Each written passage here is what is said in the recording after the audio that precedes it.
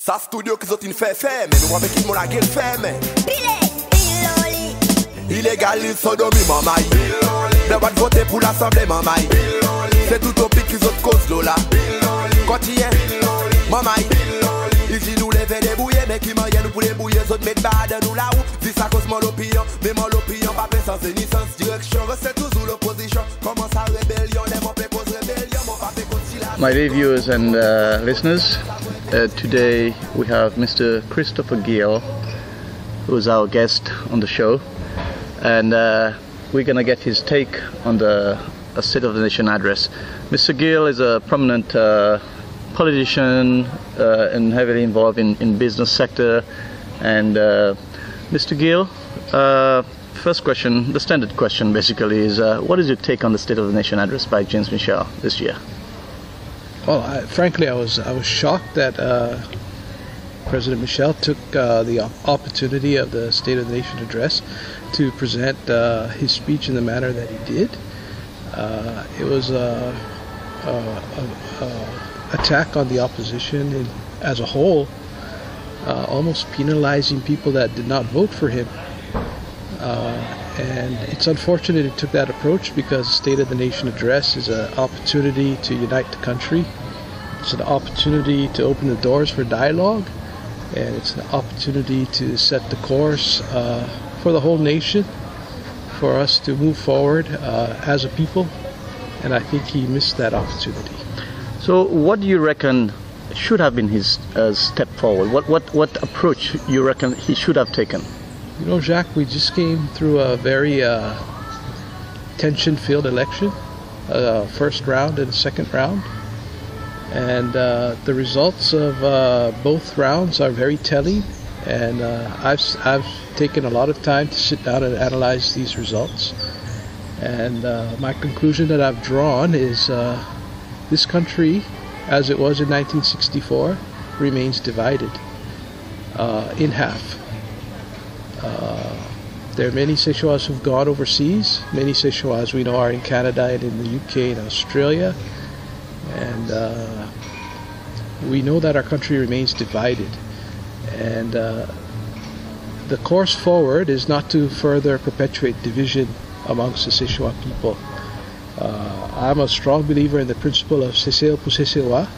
And Sesel pour Seselwa dictates that we must dialogue with each other to seek common ground, find solutions to our problems, and sit down like a mature people that I think we are today and resolve our issues, our political issues, our economic and financial issues, our social issues, drugs, alcohol abuse, the breakdown of the family. All these issues must be discussed at the table.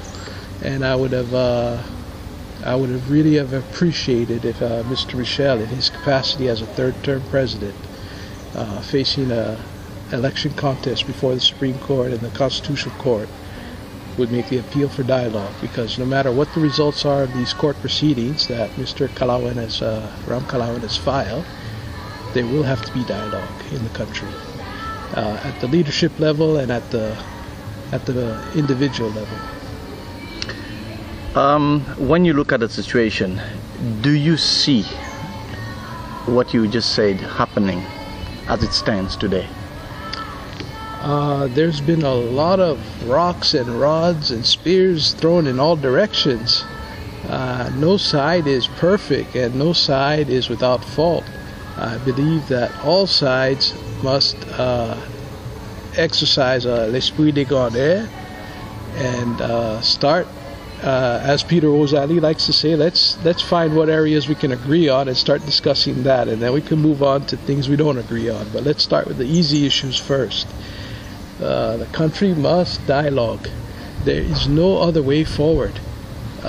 We've seen that in the private sector, where the government and the private sector had gone to bipolarized positions in the past, and it's only through dialogue that we've been able to bring the two together and to reach compromises that will make the economy work. And we've seen that working with increases in tourism each year, 18%, 19%. This didn't come out overnight by a miracle. This was hard work between the private sector and government.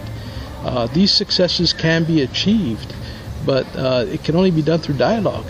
And we owe it to our people to dialogue, or else we should not be leaders. Okay, and when you say dialogue, find common ground, does any certain issues spring to mind for you? Well, the first issue we need to dialogue on is the results of the second election, which is before the courts. But there's need for dialogue.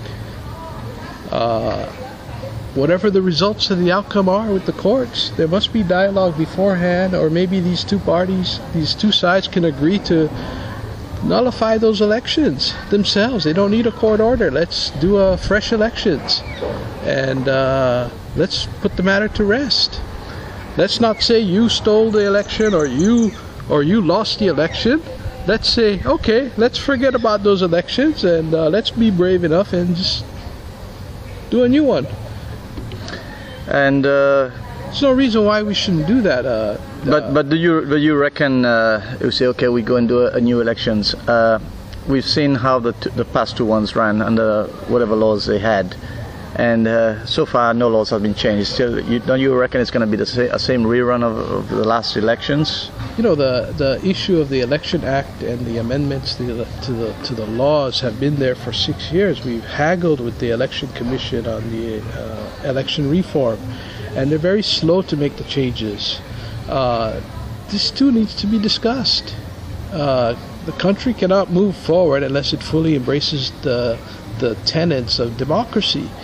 And until you do that, you're going to always have this kind of friction between the two sides.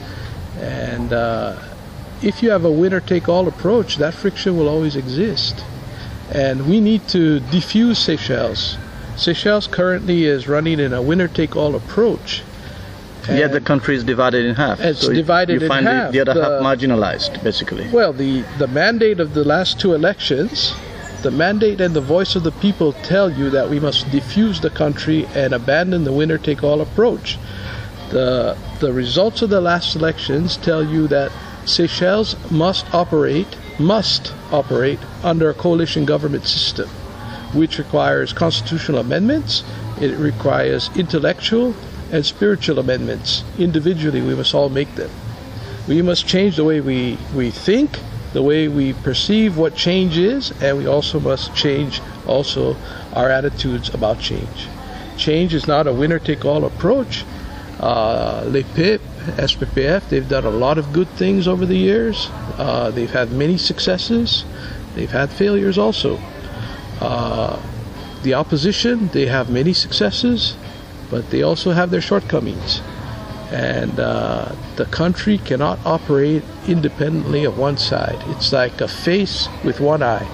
And that's what we're saying that the results of the election bring us. We have one face, a nation, and after the results, we're down to one eye, when we should have two eyes and two arms and two legs to run the country. And under coalition government, which I know both sides are not interested in hearing, but that's the only way we're going to move forward and defuse the country. And we must defuse the country for our people, so they stop fighting internally and reduce this aggression we all have internally to something positive.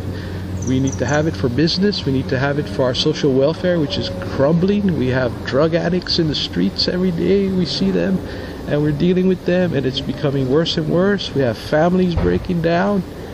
Sarah Rene was on television discussing that. She made an appeal for a minister of family affairs, which is a good appeal, but I don't know if you can resolve those problems solely on the government level. You need to involve private citizens in that, and the country must start healing. And we're not going to heal if we have antagonistic politics. I don't say confrontational, because confrontational can be good and positive because we bring different ideas to the table, but antagonistic politics, which is what we're dealing with now, is very detrimental to the health welfare of the country. Okay, on this note, Mr. Gill, we have time constraints for the program. I guess for now we shall end here on this subject, But I hope we can get you in the future for on other topics, your views. And I thank you for your time.